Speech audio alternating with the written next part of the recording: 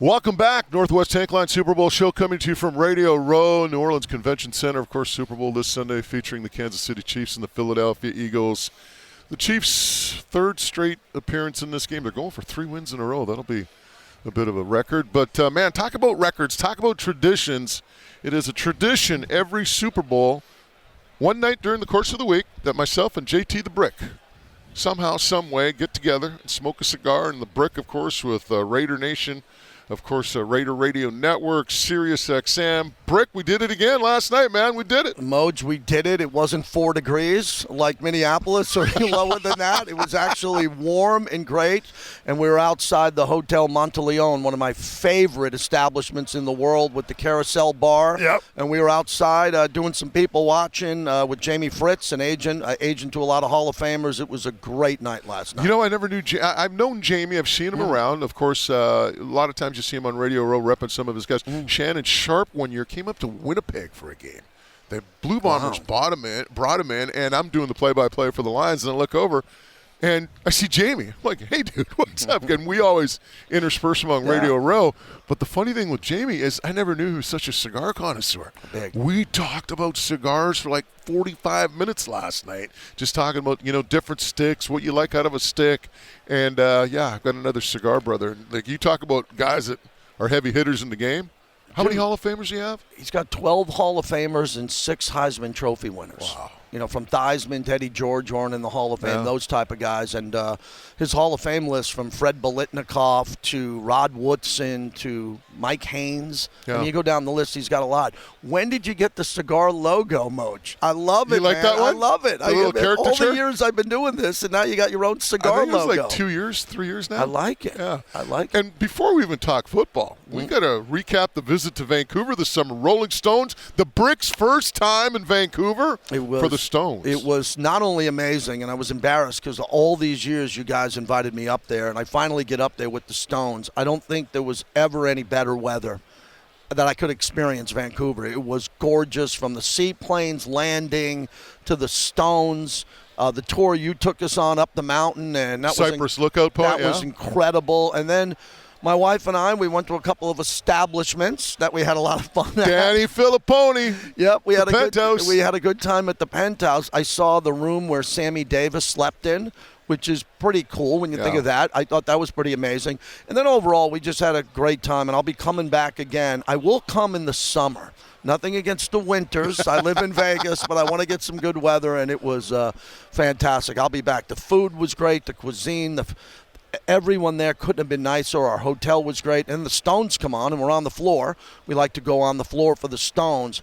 And I've seen 22, 23 Stone shows, and that was a Mount Rushmore. That was a top 4. Awesome. It was that good. Yeah, it was that good. I had a friend of mine that went, and she's a big music buff, not necessarily a Stones buff.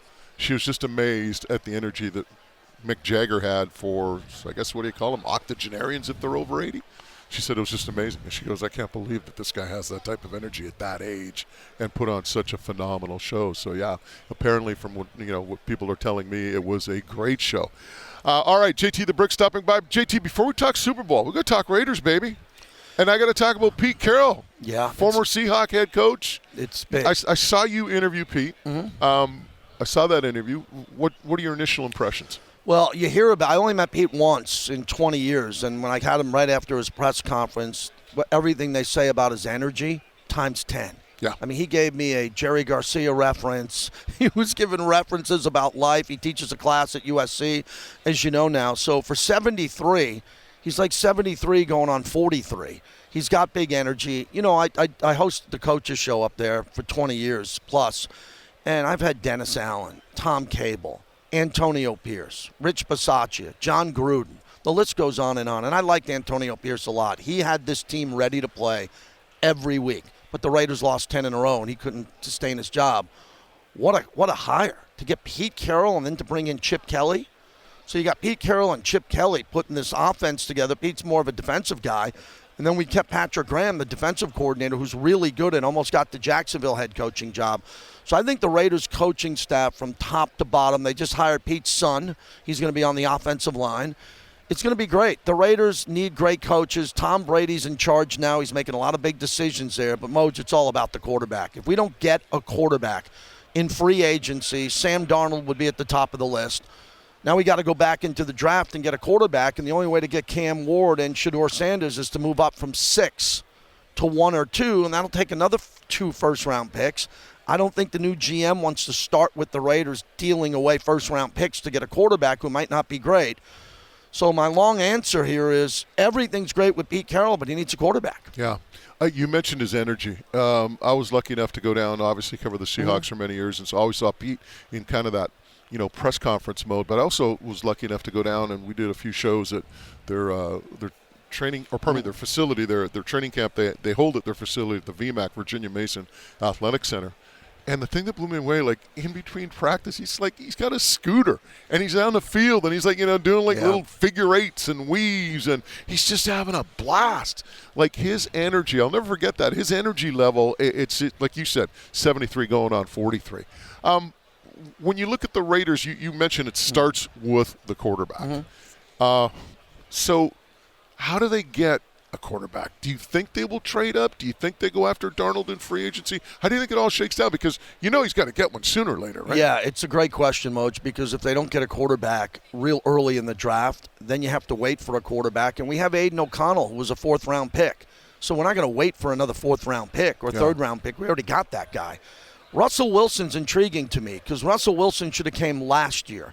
And I was one of the only guys on Raiders radio saying, go get Baker Mayfield for $30 million. Now look at Baker Mayfield. So Aaron Rodgers, Russell Wilson, Sam Darnold were all available a couple of years ago. And the Raiders passed on all of them. Now they're looking at Sam Darnold instead of at $10 million a year, talking about maybe $50 million a year. Yeah. That's a little too rich for me. Brock Purdy, I wouldn't give him $50 million, but that's the marketplace now for a quarterback. So what I think is going to happen, I think the Raiders are going to stay at 6, and one of these 2 quarterbacks are going to drop. I don't know if it's Cam Ward or Shedeur because you got a lot of good players going in the top 4 or 5. One of those quarterbacks are there. The Raiders, I think, 100% take the last guy standing out of that too. If not, blow out of it. Move back and get Jackson Dart out of Ole Miss. Do you know it's interesting you mentioned that, and it's going to be very interesting to watch the Raiders heading into the draft and the recon and the intel they get on those 5 teams ahead of them, right? Because if they have a feeling that both quarterbacks are gone, maybe they trade up. Maybe, I'm just saying that, but if they feel comfortable that one of them might drop, they might just sit at 6 and pick away. Let me just pound this home to your audience. Tom Brady is calling the shots on this pick. Pete Carroll's team, Mark Davis, the owner. Tom Brady's a big owner. It's a big chunk of change he put in. Tom Brady has got to get the quarterback. He's not going to be out at practice every day if he keeps the Fox job because he can't. Not allowed to do it. Plus, he's not going to be there. He's got a game every weekend, so he's not going to be at the Raider games. He has got to spend this offseason and go in and help Mark Davis get that quarterback because Mark gave Tom that power. And what's better than choosing a quarterback than Tom Brady? So pressure's on Brady to get this pick right. How much do you think that's a hindrance, though, Brick? I mean, you mentioned it. He's working for Fox, right? It's not like he's going to be able to devote 100% of his time to the Raider organization. Yeah, it's true. But when it comes back to the quarterback again and the culture of the team and the head coach and the communication, Tom Brady is going to say things and it's going to resonate through the Raider Nation. And we've never had anything like that. And the Raiders have had some of the greatest Hall of Famers to ever play. Legendary Hall of Fame coaches like Madden and Flores. Gruden was a great coach. But you have a hierarchy now of Mark Davis and then under him a couple of new owners that just bought in, big owners, and then Tom Brady and then Pete Carroll. So when they're all in that war room on the opening night, Thursday night of the draft, I promise you, Brady won't be in the war room, but he'll have everything to do with that pick. We're talking about cigars earlier. One of my cigar buddies that I've encountered over the years, you mentioned him, John Gruden, working for Barstool now. There's been some rumors that, he might get back in the NFL. What do you think Gruden winds up doing? I thought they should have hired him in either Jacksonville or New Orleans in this cycle. This cycle, he just parked himself at Barstool to stay relevant, and he's more than relevant. The guy's amazing. This new platform for him is perfect. He can be himself. I cannot believe that New Orleans waited that long. Derek Carr's already there. Gruden could have came in. Maybe Carr doesn't come back or not. But I thought that was the spot for him. Not too far from Tampa in New Orleans. Jacksonville, he could have stayed in Florida. Maybe there were a couple of teams just waiting for this email story to get behind him after Barstool, but I love the guy. He's one of the best people I've ever met and best people I've ever met in football, and there's no doubt he'll be hired in the next cycle because he should have been hired in this one. And by the way, he's killing it. I've watched some of his content on Barstool, and like you said, it just allows him to be him. JT the Brick is our guest, Raider Radio Network, Sirius XM, for a couple more minutes. Brick, we got to get to this game. Right? Are you Kansas City Chief? Do you have Kansas City Chief fatigue? Well, this will be fun. The two teams, I don't use the word hate anymore. I'm trying to get hate out of my vocabulary. The two teams I've hated my entire life are playing in the Super Bowl. So I despise both of these teams. Despise them.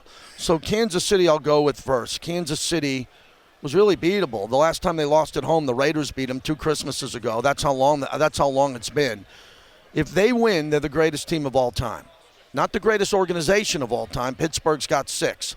Kansas City with the 3-peat will be better than the 72 Dolphins, the Steel Curtain, the Jimmy Johnson Cowboys, any team I've ever seen. That's what's at stake, so I need them to lose. We live in the AFC West in Vegas. We need them to lose. I grew up in New York as a Giant fan, and, man, growing up in New York, we despised Philadelphia. So you want to talk about deep passion. I almost died at an Eagles game. I was in high school. I was 16 years old. I was wearing a Phil Simms jersey. I'm in the upper deck. It's called the 700 section, notorious for crazy Eagle fans. I was popping, drinking, a little underage, and some Eagle fan just took me, put my head over the rail of the upper deck and said, "Son, don't come back." And I'm hanging off the upper deck, just my head, not my body, and I got out of there. Hey, that didn't happen at the Stones concert. No, and I said to this day, I'll never root for the Eagles, but this is one of the best X's and O's Super Bowls I've seen because Saquon Barkley in the last 3 games is averaging 147 average, so round that up to 150. I think if he runs for 150, 160, they win the game.